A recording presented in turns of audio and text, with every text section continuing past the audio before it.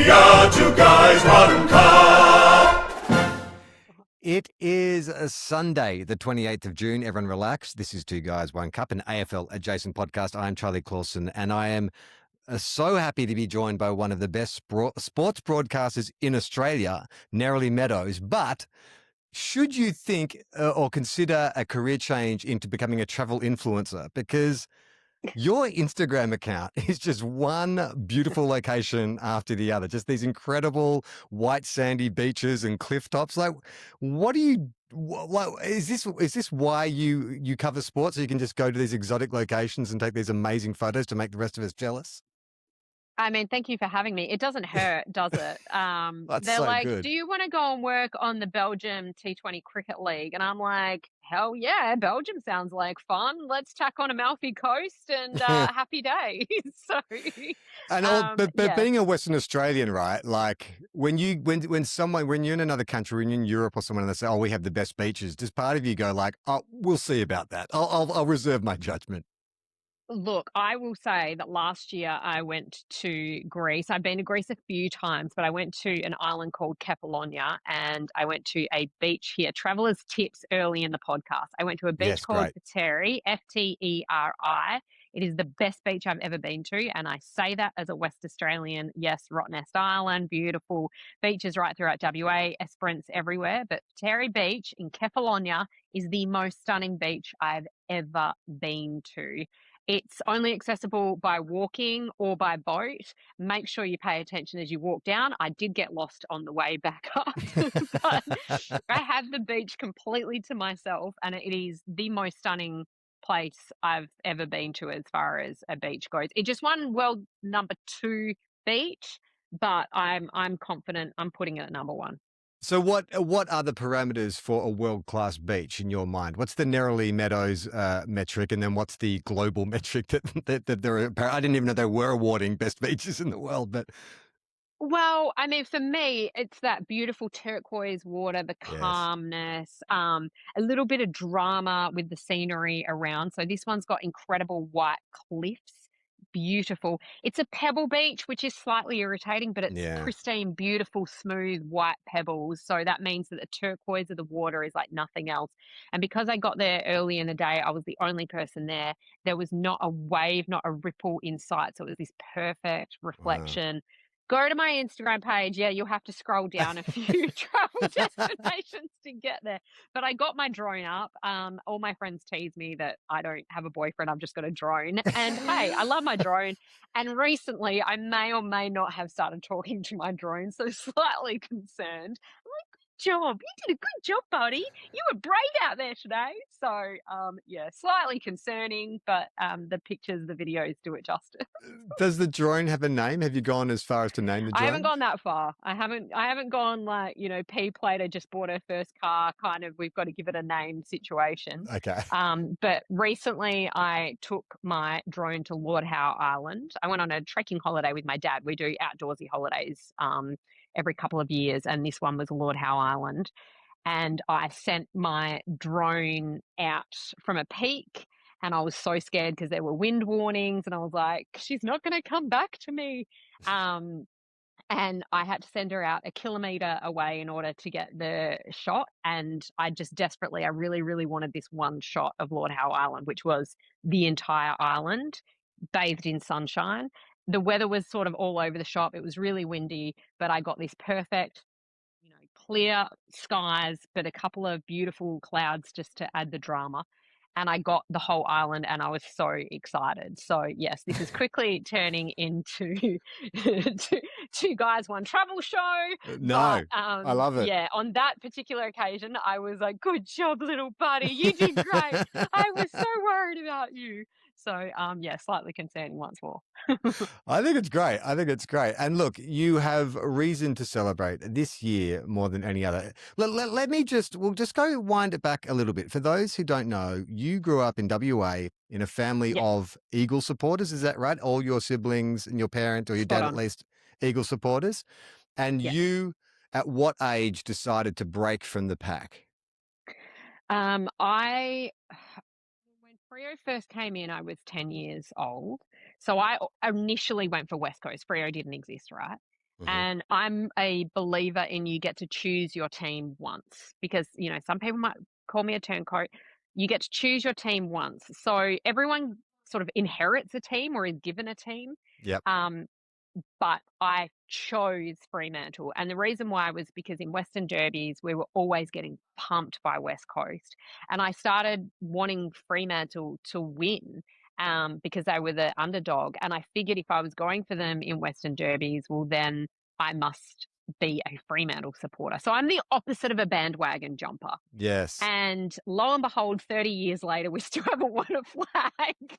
So I've been waiting patiently. But yeah, that's why I go for Freo. I'm not anti-West Coast by any stretch of the imagination. And all of my family happily admit that they would love to see Fremantle win a flag. So they're not anti-Freo either, especially my brother, who has been gifted some pretty good tickets along the years to watch Fremantle. So I am absolutely, yeah, Freo through and through, and this year has been fun, tuning in from all over the world.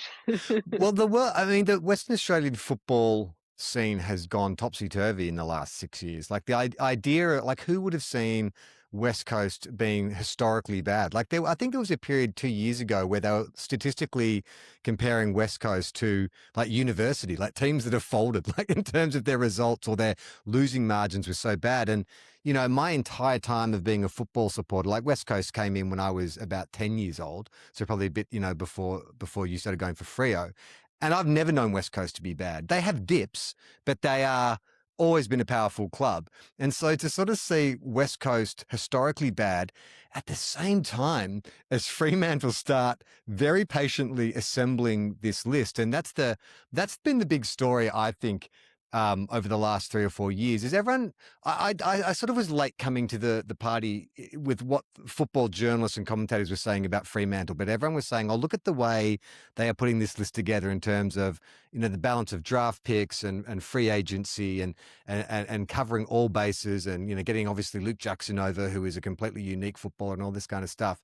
And now that I see Freo in full flight, so it's 14 as we're recording this. I think you've just beaten Gold Coast. Yeah, So that's smashed 'em. so that's just 14 in a row. But I cannot remember, I cannot remember a Fremantle team. Like in my memory of Fremantle teams that have been good in the past, there was always like, one or two superstars and then a bunch of role players. Whereas now there is such an even spread of talent. And that is a forward line to die for. Like that three talls plus sort of Dudley and Michael Frederick today kicks 3 goals in the first quarter. Yeah. 4 was in the first I was like, quarter. don't. No, it was 3 in the first quarter. You were Yeah. right. I was like, Don't undersell him. yeah. And look, here's the thing. Not there anymore, but big props shout out to Peter Bell, champion of the club and a huge part of putting this current list together. So I think as a footy fan, but also as somebody that has worked in the game historically, I want to give flowers to Peter Bell because he's such a big reason of all of these guys coming together. To your very point, so I was thinking about it today, Mm. and I would describe this Fremantle team as clinical and fun. Yeah. And those two words may not sound like they naturally go together, but I think to your very point, the Fremantle sides that were very good in the past. So let's talk about Ross Lyon, Fremantle, for example. They were hard, they were relentless, but they weren't fun. They weren't necessarily fun to watch. It was fun to watch them win, but they weren't fun to watch, and you didn't necessarily see them looking like they're having fun. Doesn't mean that it wasn't enjoyable for them, Mm. but I think you tune into this team and they have such an exuberance. They've got such Yes. a joyfulness about them. They've got such a togetherness about them. And it is a bunch of individual personalities coming together in this incredible team. And, you've got the Patrick Voss, you've got Luke Jackson, you've got Michael Frederick, you've got Isaiah Dudley. Like, these are such strong individuals, as Murphy Reed, as personalities. Yet they're all connecting and working together. And then you get this beautiful sort of flowing football and they celebrate each other. They have such joy. I mean, you've got a smile on your face. I think other teams like watching us right Yes. now.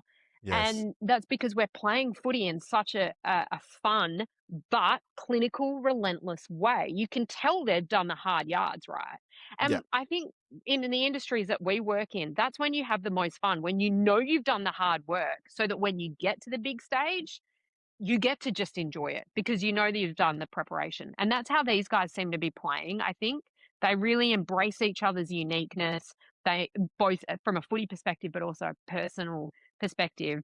And it reminds me a lot, like speaking of purple and long suffering fans, it reminds me a lot of 2022 circa Phoenix Suns, Mm. where we had this team that were just like, it was all about the celebrations, it was all about the camaraderie. And I loved watching them. And then we ruined it all to get KD, and that's a whole other story. But then you see Mikal Bridges, who was a key part of that, now winning it with the Knicks, because those personalities, oh, they're so good in a team when you're having fun but you're doing the hard work. That's how I would describe this Fremantle team. And I've never seen those two key pieces of the puzzle come together at the same time. But I think historically, modern day sport, you look at the teams that are winning, they're the teams that are relentless, that are clinical, but are also having fun out there. Yeah, I mean, you see it with the Demons this year. Like everyone sort of predicted the Demons would drop off because they lose Petrarca, they lose Oliver. New coach comes in, releases the shackles, and they genuinely look like they're having fun. And they're playing that fast brand of footy. Like I feel like Craig McRae, when he took over the Pies after Nathan Buckley 6 years ago, whenever it was, he was the first coach to sort of bring in that Ted Lasso philosophy of like, Yeah. let's play with positivity and celebrate the wins and celebrate out the teamwork. And it's not just about like those Ross Lyon teams of St Kilda and Freo in the 2000s and 2010s. Ross Lyon was very much a role player kind of guy where it's all about being humble, right? Like it's sort of like put your head down, work hard, dish the ball out to the superstars. And whereas the evolution of that philosophy is like, no, we celebrate everyone from the guy who gets 15 touches a game to the guy who gets 35, but you've all got to buy into the same philosophy. And you talk about Murphy Reid. The reason I had this smile on my face is like, I feel like I am some crazy stalker or some lunatic fan of Murphy Reid because I've created this entire relationship between Murphy Reid and I that does not exist based on his draft year. Because I remember reading about him in his draft year and there's a lot of, like obviously 17 teams didn't pick him up. So it's not just St Kilda, but he was definitely we were looking for a midfielder and he was floated as a potential target for the Saints. And I remember sort of reading about him and going, oh, this guy sounds interesting because they described his class and his decision-making, but the knock on him was his speed, his size and his speed. Would he be up to AFL level? And so we didn't go for him. And we have Hunter Clark, who's like a similar type player. And then Murphy Reid just goes on and blossoms. And so in my mind, he's the one that got away, even though it was never ours. I've just created this entire dynamic in my mind. It's like, oh, he could have been a Saint. Like Murphy Reid was this close to being a Saint. But it's like, I don't know. Maybe it was the formula of getting out of Victoria, getting away from Melbourne and being in that environment that brought out the best of him. Maybe if he had gone to a Hawthorn or a Geelong or a St Kilda, he wouldn't be the player he is now. Yeah, and look, on Reid, I'm sorry throwing my brother under the bus here, but my brother's both West Coast supporters, and the one that you're mates with, Ian, he constantly messages me best read in WA whenever Murphy does something good, and it's with like this annoyance in his in his tone. But yeah, I mean, Murphy Reid is he's just so much fun to watch, and yes, I'm very glad he's on my team and not yours. It's just, yeah, even today in the wet, like what he can do with the Yeah. ball. It's him. He's very similar to Dacos in a way that like Dacos just sort of does not waste a possession and will just always choose the right option. And not only will choose the right option, but like just kicks the ball in different ways. Like we'll go outside of the foot, inside of the foot, a deft soft kick, or he'll kick it long. And he's just a player like that, I think is just, because he's so unique in what he does, it's a huge advantage because how do you, like you've obviously got to tag him, but then like Brayshaw gets off or Bolton gets off or whatever. So you either just accept the fact that Murphy Reid's going to have, 6 goal assist and 30 possessions or whatever, or you clamp down hard and let one of the other Freo midfielders, of which you have heaps, get off the chain. So it's a terrifying prospect for the opposition. Like, he's a class finisher, but I think one of the things that you sort of alluded to, but not quite, was I think he's elite at bringing his teammates into the contest. I think he is unbelievable at bringing out the best in them, and it's almost like he really is super in tune into what each of his teammates' strengths are, and he makes sure he delivers the ball in the best possible way for that, Yes. or he creates a moment that is the best possible setup for their strengths, which I know in some ways you can say is really basic to know those sort of things, but in the heat of the battle, when everyone's coming at you and you're getting tagged week in, week out, those sorts of things, to still be able to have the nous about you to know not just what the best move is, but what the best move specific for your teammate is. Does that make any sense? Yeah, no, absolutely. Like, no, definitely. Like, he knows that. Okay, so if he's kicking to like a Josh Tracy, that he can put it high, to kick it high and long because Josh Tracy's so good in the air. But if he wants like Frederick or Dudley to swoop onto it, then he can kick it out into space and doesn't have to worry about hitting them on the chest. This tiny little subtleties. I just feel like I don't know. I just think he brings out the best in those around him. He's not just a star player on his own accord. I think he brings out the qualities in those around him. Yeah, there's one bit of play today which is very, like, it didn't lead to anything, but it was just he had the ball in the wing. He was surrounded by sons, and he had the choice of, I think it was hands over to Hayden Young. And instead of handballing, which would have put Young under the pump, he sort of backtracked from the Suns players and then just did this really soft little loopy kick, which gave Hayden Young plenty of time to run under it and then just take a mark and hold possession. And it was like, that's exactly, I guess, what you're talking about. It's like he'll just bring a player in and then Hayden Young can play on around the mark or whatever. But yeah, he's a superstar. And it's like, I'm going to put you on the therapist couch for a second, because I don't know. I often say that, like, I see Freo and St Kilda, being sort of similar in that not much success. It's sort of the smaller of, we're a little brother in Victoria, you're a little brother in WA. But Saints fans are uneasy with success. Like in 2009, when we only lost like 2 games for the year going into that grand final, there was a lot of tension around that. Like it doesn't sit well with us. We're suspicious of success. Is that do Freo fans feel the same way, or do you specifically feel like that, or you seem confident? I am confident. I think I have the beauty of distance, right? I'm not in amongst it. I'm living my life. I've, in the last couple of months, I've been to Pakistan, Lord Howe, Sydney, Italy, Belgium. I'm living so I can almost enjoy it more because it's just sheer joy for me to tune in. But from their perspective, what I would say is this is such a different team. My heart breaks for Sonny Walters and for Nat Fyfe, who were there last year, and even for David Mundy, who's not that recent, recently retired, or sorry, is pretty still recently retired, relatively speaking. These kind of stalwarts, and you can go further back to the Sanderlands, the Ballantines, the Pavlik, you can go back as far as you want, but those couple of recent guys, my heart bleeds for them. But at the same token, do not ask a neutral supporter or a non-fair supporter for their heart to bleed for Hayden Ballantine. I don't think you're going to get anyone outside of Fremantle. Right, just talk about Fyfe and Sonny then. Yeah, that's right. Just Fyfe and Sonny. Yeah. My heart bleeds for them that they were so close to this what we've never seen before, but not quite. But at the same token, I think this team, there are no scars there. Like, we've got the David Swallow moment last year against Gold Coast, and the 8 behinds that we kicked against Brisbane in round 22, I think it was, that essentially led to us being in that position instead of a top 4 position. So but I think that's resilience, not scarring. Yes. I think they've done a really incredible job of recognizing, even that Fyfe a couple of weeks ago in the rooms, of recognizing what's come before them without being burdened by it. Wolfie Time is a great example of that.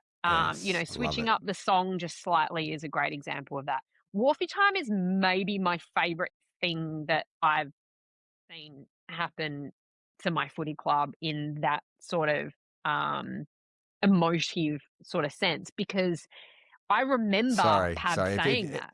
If we're gonna talk Wolfie Time, I have to bust out this. I've been playing this every week. This is the old Freo You've got to thing. do the walkie time though. You've got to do the dong. It's so great. So it's like put on your Superman capes, boys. It's Wharfie time. I'm trying to have a big moment here. I remember him doing that, and because I was in Channel 7 in the newsroom in Perth, and I remember Adrian Barrett turning to me going, what the heck is that? You got to put that in your match package? Right? And he got so pumped. It was so different at the time, right? And everyone sort of laughed at us at the time and laughed at Pav, but I just remember going, that was cool. And Yeah. I love the fact that essentially almost 20 years on, these current group of players have gone, nah, let's use that. Let's harness that messaging and let's turn it into something cool and unique. And now everyone raves about Wharfie time, out west. And I just love it.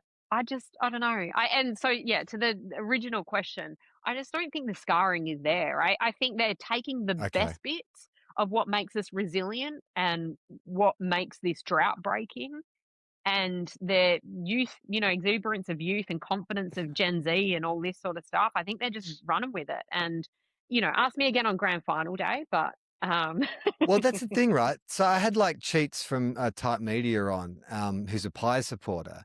And like, I keep bringing this up because it just flabbergasted me, because he was just talking about, being a Pies fan and how every season, you got to think you can win the flag. Otherwise, what's the point? And my jaw was just like on the ground. It's like, I have never, like, even in 2010, I didn't go into the season thinking, oh, we can win the flag. Like, have you as a Freo supporter ever felt like maybe in 2013 or something like this is our year, or is this the first year that you've thought that? Yeah, no, for sure. There's been a couple of years where I thought, like '06, I think it was, we finished top four. It was when West Coast, Sydney and Freo were basically a triangle. West Coast couldn't beat, maybe it was '05, but around that time, West Coast couldn't beat Sydney, Sydney couldn't beat us, we couldn't beat. It was like that sort of thing, right? Classic So love around that triangle. time, exactly. And then obviously, 2013 was significant from that perspective. So I've definitely had moments where I'm like, oh no, we're a chance here. I've never had I'm not doing anything grand final day. I'm going to the MCG and I'm going to watch Fremantle. That doesn't mean we'll necessarily win it, but I just have this inner, I don't know, sense of calm Oh, that God. we will be there for grand final day. That's awesome. Oh, what's that like? I've never experienced that. I mean, I think I'm so scarred. I've seen three losing grand finals and one draw. And so my only experience of I love going to a grand final when it's like, it's not my team. Like that's the best day. You can really enjoy like the best of football without being stressed out. In fact, the year that Freo were in the grand final was one of the, I thought that was one of the most vibrant pre-game atmospheres I'd ever been around. And there was so much purple. I was really blown away by the representation of Freo fans. Like I don't know what I was thinking in terms of numbers, but when I got to the MCG and all the activations are happening around, I was like, God, there's purple everywhere.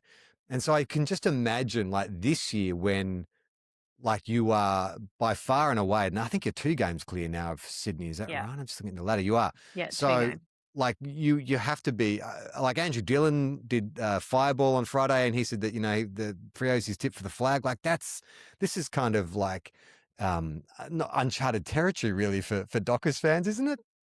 No, it definitely is. And look, I don't want to put a mocker on, but anything can happen, right? From the perspective of injuries and stuff like that. But and anything can happen anyway. But I don't know.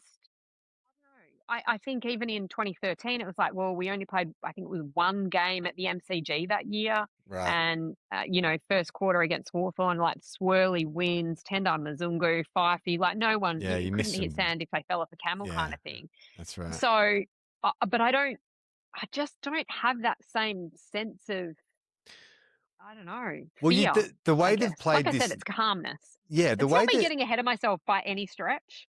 It's just But that's the thing, right? Because Freo, and apologies to anyone else, any other footy fan of any other club, like, I've been on this Freo trip this year, and this is going to be a very Freo heavy episode. But I just think this is the story of the year. I think they're so good, and we all have this, all us neutrals or just footy fans in general, have this in the back of our mind that Freo are flaky Freo. Like that is the identity of the club, that they get close and then they fall apart, or they're favourites in the derby and they get pumped, or whatever it is. There is this kind of reputation that Freo have. But this year, it's like they've been bulletproof. Apart from Geelong, in round 0 or round 1, whenever it was, when you were Which, by the way, leading. we were up by 50 points. Yeah, like you could have easily have won that game. So there's very few chinks in the armor now, and every kind of challenge. Like I thought the Hawthorn win was that was the most impressive, where you just sort of put the foot down. And I think you're right. 100%. Like it is a mix of, what did you say before? It's kind of grit but fun, or something like that. Clinical and fun. Clinical but fun, and that's and they're awesome to watch like that. That's what Hawthorn were like in the 2010s. They were just like berry teams. They're so well drilled and they're such a disciplined outfit. And I get that sense with Freo now. It's just what happens between now and grand final day, because the weird thing about our sport is it's not really about who's been the best team all year, is it? It's You about know who's what will the best happen, don't team you? No, go on, tell me. That stupid bloody wild card weekend will end up winning the flag and ruining it the first time that we actually look like we're going to win a flag. That's what happens to Freo. It's a very Freo thing. Yes. Stupid bloody wild card. That could totally happen. I mean, if it's St Kilda, we're vying for a wild card round, I'll have no problem with it. But I think the interesting part will be like Freo on the MCG, because they've actually been pretty good this year. Like you haven't played that often, but Freo don't really have, they like Brisbane. It took Brisbane a while to get to their MCG legs underneath them. And then when they did, obviously it's back to back. But it'll be interesting to see. Like I feel like it's going to be a non-Victorian grand final this year. I think it'll be like a Sydney Freo or Freo Brisbane, or a combination, another love triangle like that. But it's going to be interesting to sort of see, like, can Freo, who have played finals but haven't gone like deep into like a prelim or haven't played any grand finals, like it's just a different kettle of fish. I could imagine that might get to them in the same way that, you've seen it get to Sydney, the last 3 grand finals they've played in, and they have experience and they have players who have played in grand finals, and they just got overwhelmed by the day. That would be and I think that's especially against like a Brisbane who yes, have, been there like seasoned the last few opponent. years. Yeah. Yeah. But that's about the only limitation on them. And it's also too, like, Justin Longmuir is like he's an interesting case study as a coach because of that unique contract he has, right? Like we sort of joke about this, that he's getting paid weekly. It's getting like on a weekly wage. I did have a letter here from someone, a Freo fan who wrote, his name's Luke. He says, hey guys, it's been brought up several times on Two Guys, One Cup.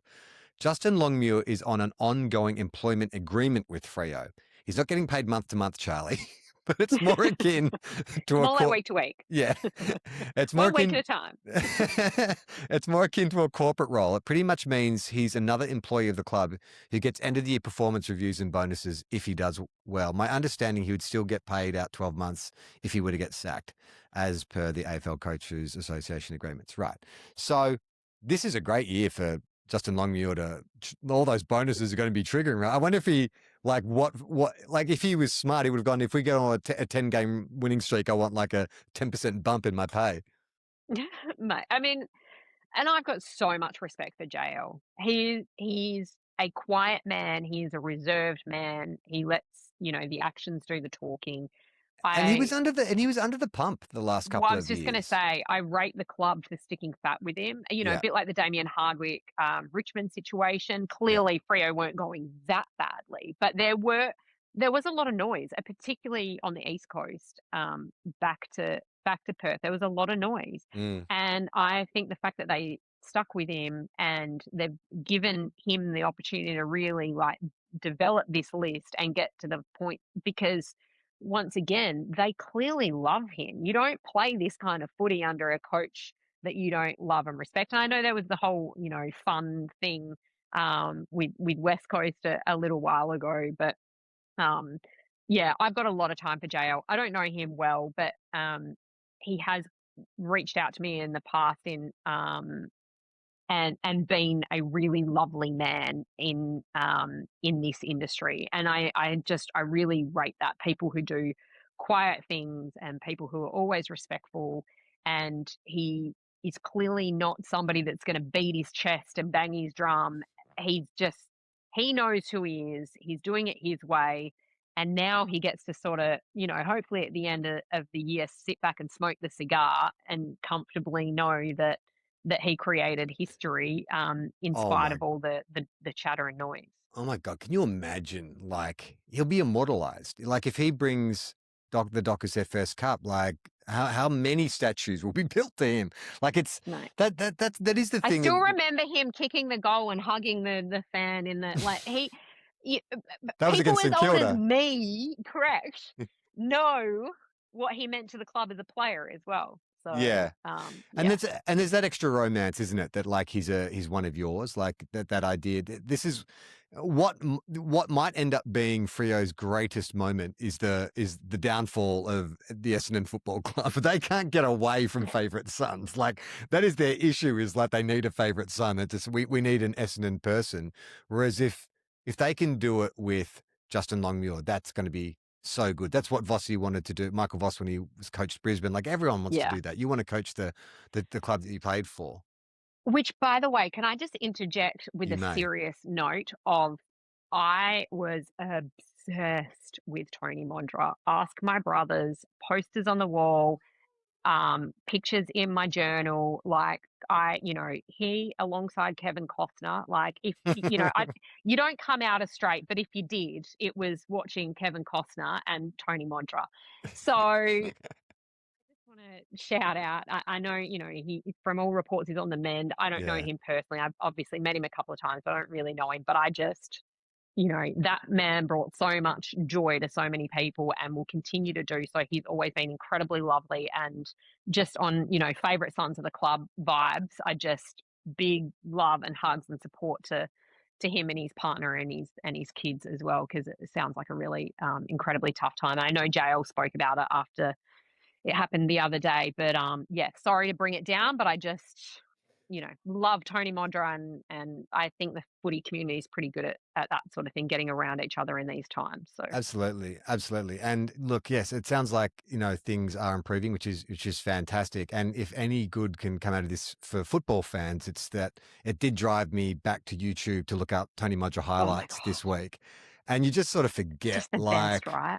oh my God, like there are certain rock star athletes and if you weren't around for the era of Tony Modra, you don't quite understand. Like, and he was playing in a non-Victorian side, so even in Melbourne, like you felt the Modra earthquake. If he had been playing for Collingwood or Carlton or one of the big Yeah. four clubs, it would have been even bigger. But he was just one of those guys who gets you through the turnstiles, like one of those players that you would pay to go see. I mean, I know Ian's sort of dismissing Harley Reid, but I think Harley Reid is on his way to being that Hey, kind he's of not player. dismissing Harley Reid. He's just saying that Murphy is the best Reid in WA. But yeah, Tony Mondra was just like, chef's kiss.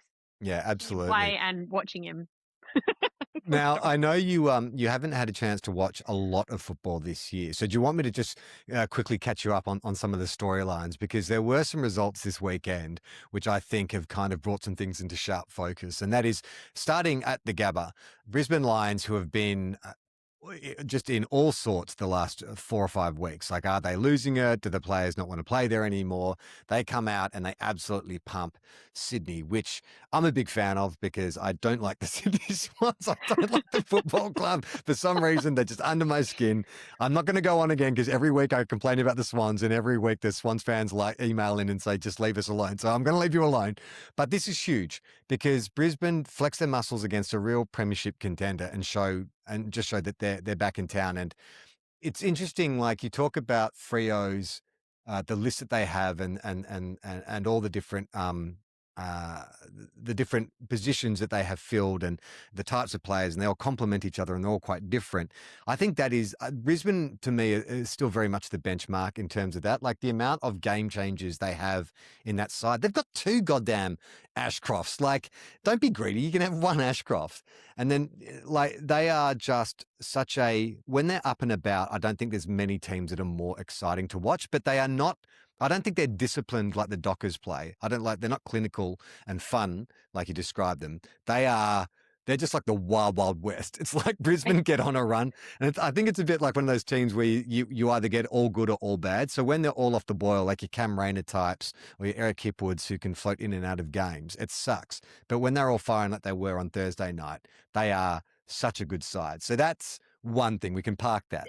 Brisbane are Do you know back. what makes me laugh though is I was about to, I love Chris Fagan. Speaking about coaches that I really love, like Fags has been a big support of mine. Like, what a lovely man. He'll just check in on me, Oh, make sure I'm doing okay.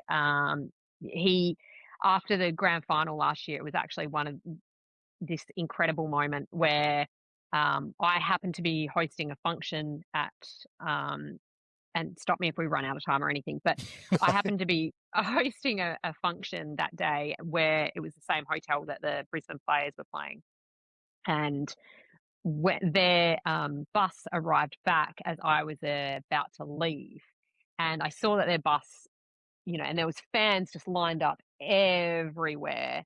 And it was really sweet. All the players got off, and I just sort of sat back from a distance and watched the boys get off.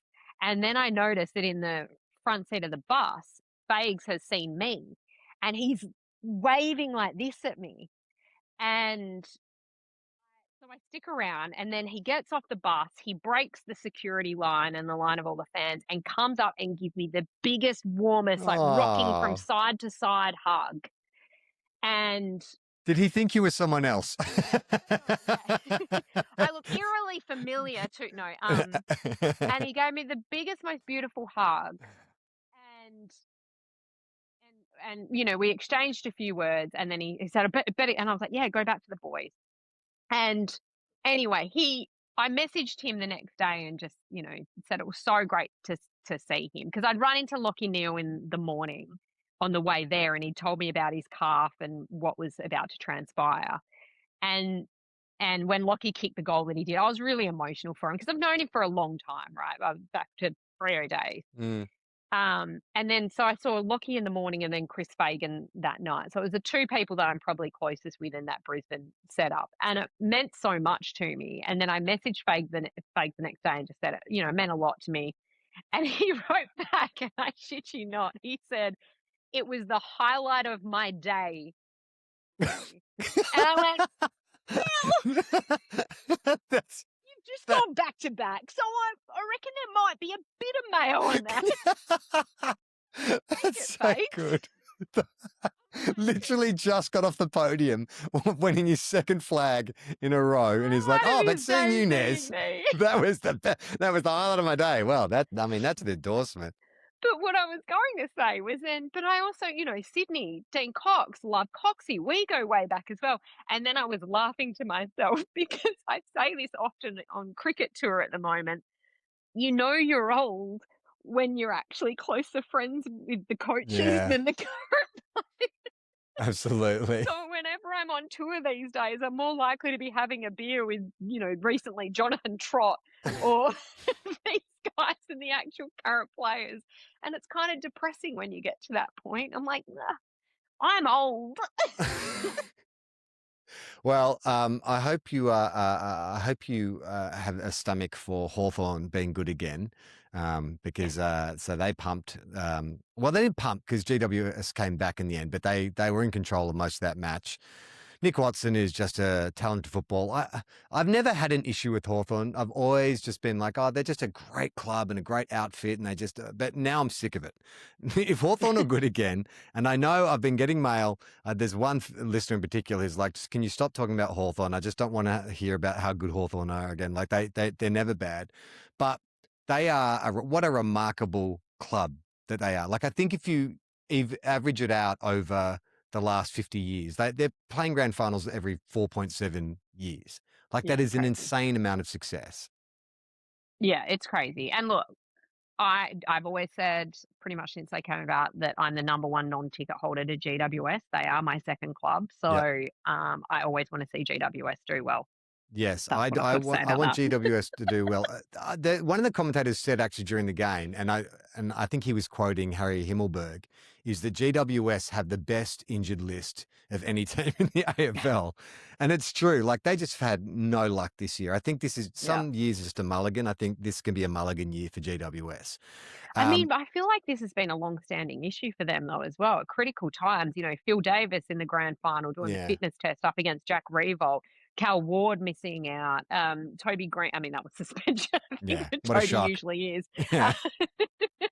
But Brett Delidia, like they've often had key injuries in key moments of their story. But anyway, Yeah, yeah. I think that the issue for GWS, and look again, this is one of these topics that comes up every week on this show because I genuinely I love GWS as well. Like I've got good friends who barrack for GWS. I've gone to a lot of Giants games at NG Stadium, and I think they are a genuinely good football club filled with genuinely good football people. It's just that they are in a hiding to nothing out there. Like the way that they just have like such poor visibility and low attendance and stuff. And this is not their fault.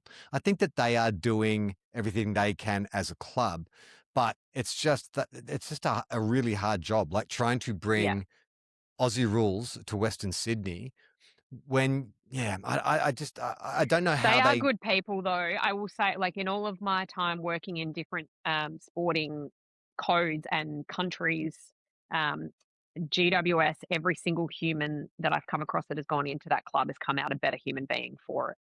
yeah, Whether that's Stevie J or Brett Delidio or Shane Mumford or or Jesse there's a host Hogan. of people. Yeah, there are so many people that are better human beings for it. Toby Green. Yeah. I love that club so much. You'll never hear me say, um, well, no, that's not true. When they do horrific things like they did a couple of years ago, you'll hear me say bad things. But as a whole, that club is, I love what they've built there in a short space of time. Anyway, Got a bit of mail from Jamie on this topic. Hey, Charlie. Just wanted to summarize or clarify your comments regarding both GWS and Gold Coast so you can stop banging on about it. So, I have been talking about these two clubs a lot this year. So he says GWS, they're I didn't know you pros. had so many brothers. It's so nice that they all listen to the podcast. GWS, they're pros. Diehard supporters, good suburban stadium, social media, and they're decent on field. The cons to them are small crowds and no community engagement, which I think that's a fairly accurate assessment. Although I don't know that their social media since what's his name's moved on to Tassie. To Tassie, yeah. Yeah, the GWS social accounts that don't have quite the same sting. They're trying, but I feel like it's kind of like when your favorite show, like the show creator moves on and they get like Yeah, another yeah. showrunner and you're like, oh, Yeah, or a new writer. a new And you're writer, like, and you're oh, like, that dialogue just didn't quite doesn't hit have the the same same as it. crackle. Yeah. For Gold Coast, the pros are growth in participation. I guess that's Queensland wide. Decent crowds through interstate supporter groups, which is good for the economy. Well, I don't know. I don't think that can be a pro, right? The pro is that you bring in a lot of visiting team supporters. Is that I like, mean, it's a stretch. Like yeah, it's that you're really scraping the bottom of the barrel to say that's a pro for your club? Is yeah. that you get big attendances from your opponents? Yeah. Cons. Real supporters are either Southport Sharks members or non-existent. It's a horrible stadium and they've had no success. And after today's game, like it was interesting. Like I mean, Will Schofield was really he was giving him both barrels at 3/4 time. I think they. I I think I'm in two minds. Like I've been pretty hard on them this year for probably the same reasons that Will was, which is like you want for nothing. You've got this triple premiership coach. You've got all these amazing players, but then hearing you talk about how patient, Justin Longmuir and Peter Bell were with putting this list together and allowing, because there was 2 years ago that people were like attacking Justin Longmuir for the game style that Freo are playing, and Luke Yeah. Jackson wasn't being deployed effectively, and you can't possibly have Darcy and Jackson in the same team. So maybe it is just a case of, well, Dimmer's been there 2 years. Maybe it's going to be not. Maybe it's not next year. Maybe it's 2028. And I know, you know, people hate hearing that, and we've got short memories, especially like in football media. Like it's all about the hot take and what's tomorrow's headline going to be. But I don't I thought know. it was all about drones.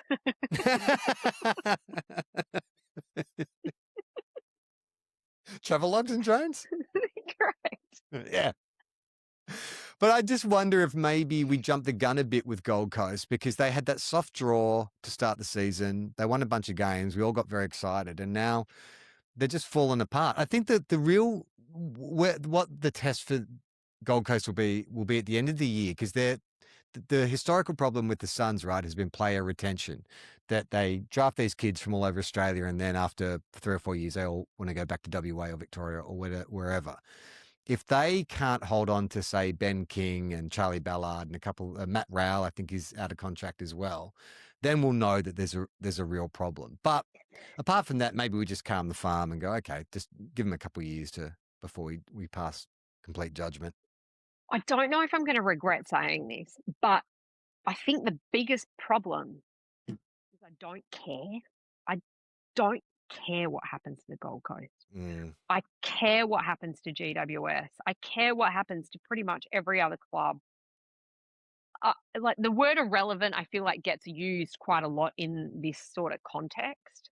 Mm. But does anyone care what happens to this team beyond those supporters? And I'm not talking down to those supporters. I think they are some of the best footy supporters you can get because in order to follow a club that doesn't have the cultural grounding is challenging. And you're Yes. constantly going to come up against people like me saying stuff like this. And I follow a team that lots of people have called us irrelevant over the years. So that's why I'm loath to use that term.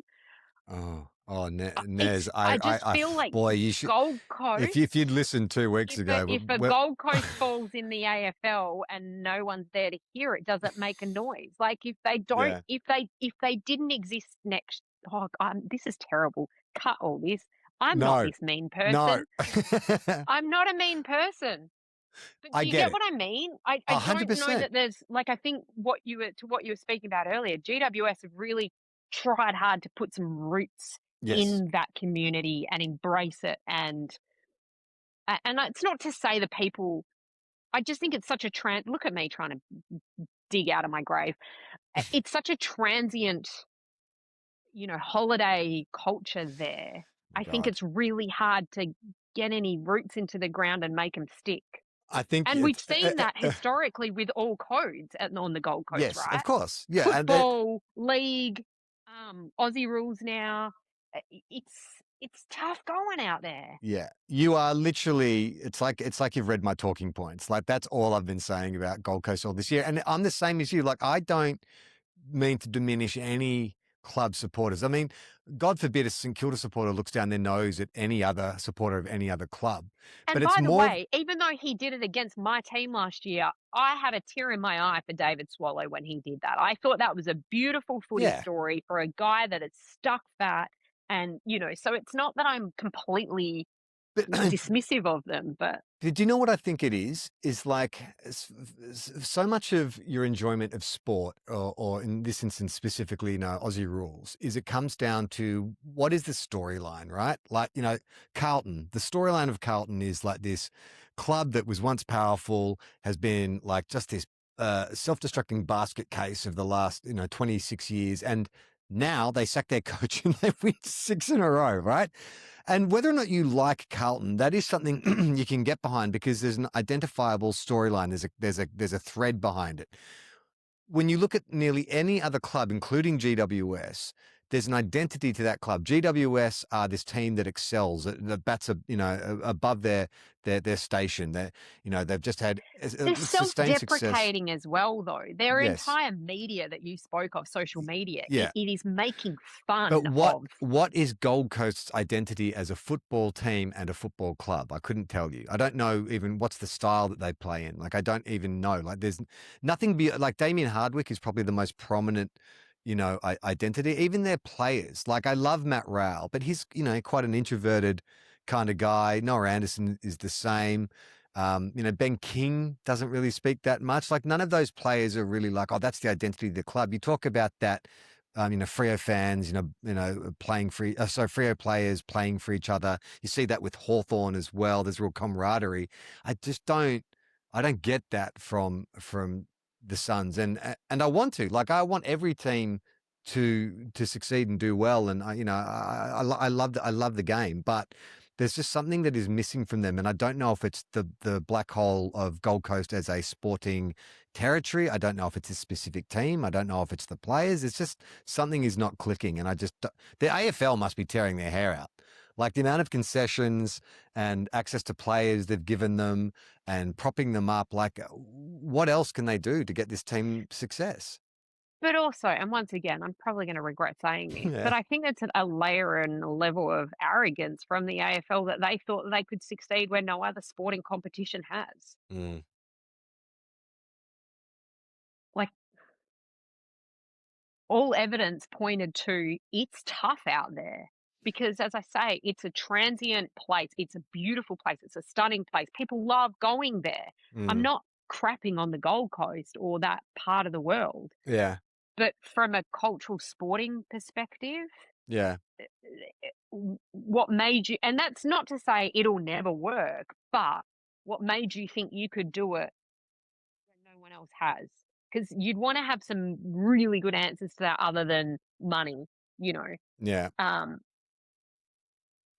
because I think, early days, I remember it was who wouldn't want to live on the Gold Coast? Like young men, great place.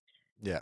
But all of these young men crave connection and storytelling and culture and Mm. all of those things as well. So I don't think, geez, we're getting deep now, but I don't think beauty and fun can be your only hook.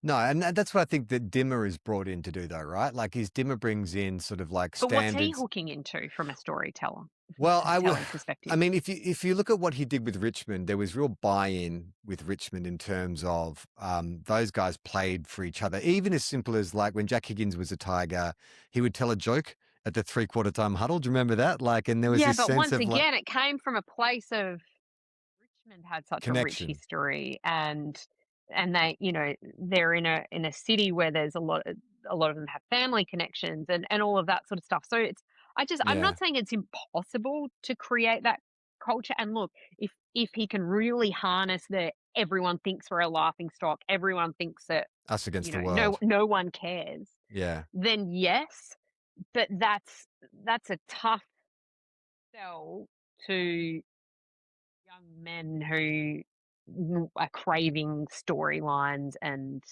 meaning, I think. yeah. I don't know. Maybe I'm reading way too No, much no, into it. I think you're 100%. Well, maybe not 100%. I think you are well on the way to being right, because I do think that is true. And I think that like a modern coach's job now is to find ways to motivate. Like, it's not like the old school way where it's just like my way or the highway. They've got to be a therapist. They've got to be a motivator. They've got to be a parent. Like, there's all these different roles that the coach has to play. And like Dimmer, I love hear him talk. I love when he's pissed off. Like Dimmer in an unguarded moment can be very revealing. Like think you get a lot of insight into him and into coaching. And he's been pretty blunt with this group underachieving, not just this year but last year as well. So I don't know. Like maybe we're all talking. Well, the talk is all about who's going to leave, but maybe Dimmer makes some changes. Maybe he's sort of going, okay, well, I think these are the guys who I can work with who really want it, and maybe these guys don't want it. Like this whole sort of talk around Ben King not re-signing and like most likely going to be the Coleman medalist this year. I think it's amazing that the narrative around him is like, oh, all he does is kick goals. It's like, yeah, I mean, like that's his job. Like, what club is so I flush think with like goal Luke kicking? Jackson kind of ruined it for everyone that he just does everything. Yeah, that's right. But this idea that, if Ben King, doesn't re-sign, that could be the first domino, but maybe not, like maybe they need to go through this period of like an ego death where it's like everyone touted us as being a flag favorite this season. We have way under-delivered. And when it's easy to, love being at a club when you're winning, but you really want to know who are the lifers, who are the guys who this means to them more than, just that getting that contract extension or whatever. So, yeah, I don't And know. recognizing, I mean, GWS once again, and look, don't get me wrong, that they haven't won a flag either, but they have had a lot more success. I think you could safely say. Yes. And I think they've had a lot of people leave as well, right? But they appointed Phil Davis and Callum Ward as their co-captains, and those guys stuck fat from there. Yeah. Tom Lynch and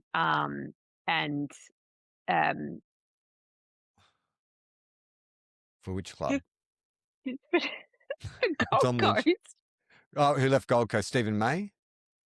May, thank you. I was thinking of it just seconds ago. Tom Lynch and Stephen May, and that's not a criticism to them, but they were their co-captains and they leave. You got to pick the right people. You got to have the right culture. You got to, create the right culture for the right people and all of those different pieces. Sorry, Stephen, that's terrible that I just completely forgot his name. It's okay. We've been talking a long time, and it's late on a Sunday, so yeah. And I haven't talked footy in years. You wouldn't know it. I think there's a lot of different pieces that go into it. 100%. Nez, you've been so generous with your time, and I will let you go in a second. We should, though, at least talk about the showdown. I know it's no derby.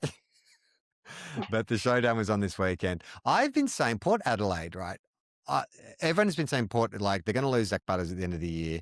They're in big trouble. Josh Carr, I think they've lost 5 or 6 games by 8 points or less this year, which I don't think is a bad position to be in if you are a rebuilding club, because they know that they can mix it with most teams, right? And they're just falling short. So they lose Zach Butters. Zach Butters is in career best form. So if he goes, they're getting 3 first-round draft picks, right? I don't think that is as apocalyptic a future for Port Adelaide as most people are saying. Look, they've just beaten Adelaide, who were flying coming into this game, beaten by 26 points at a showdown. I know showdowns, like, it all goes out the window and teams play above themselves. But I think Port Adelaide fans, if I was a Port fan, and I have no love for Port Adelaide, but I'd be pretty bullish about the future. You still got Jason Horne-Francis. Connor Rozee will come back. Georgiades is a good forward. Aliir when he gets over his broken, not Aliir, so Radagalier when he gets over his patella. Like, I think there's a lot to be positive about with Port Adelaide. And Zach Butters pretty much said in his post-game interview, like, alluded to the fact that was his last showdown. So, and I think that you can't be mad at the way he has finished, like, his time at Port Adelaide. Like, that is a guy who gives everything. So if he goes, I would be interested to know next year if he gets booed. Maybe he gets booed because it's perfunctory and you sort of got to do it. But I doubt there'd be any Port fans who'd be thinking Zach Butters didn't try, or, he gave up on us.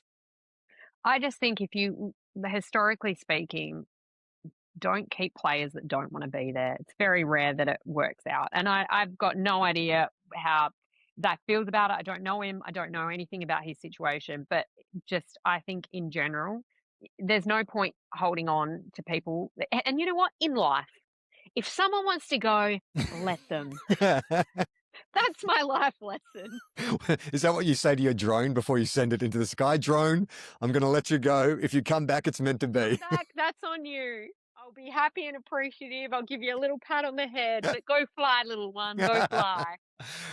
Nez, thank you so much for doing this show. I really hope Freo are there at the grand final. If they are, I'm going to do my level best to get a ticket, because I'd love to see Freo win their first flag. Is there anything you want to tell people about before we go? I'll put links to your amazing Instagram account in the show notes, but if there's anything else that you want to promote or let people know about that you got coming up? No, I'd love to promote something, but I'm basically on maternity leave is what I tell people. Well, before we go, the way I like to sign off in this show is to use a football cliche. I like to say play on, not 15. So I'm just going to let people know a few things about this show, and I'll give you some time to think about what your sign off can be. If you want to support the show, the best way to do that is our Patreon. At the moment, every Thursday night, I'm doing a Teams and Tips where we look at the team list and I give my tips. It's great fun. You can join every Thursday. Just sign up to our Patreon at any level you want to. It's open to all tiers. That's a bit of fun. Nez, have you got your cliche to sign off with? I'm just sorry, Gold Coast, go Freo. Play on, not 15. Little footy loving dickheads, dreaming about a Premiership Cup. We love our clubs, but they never win.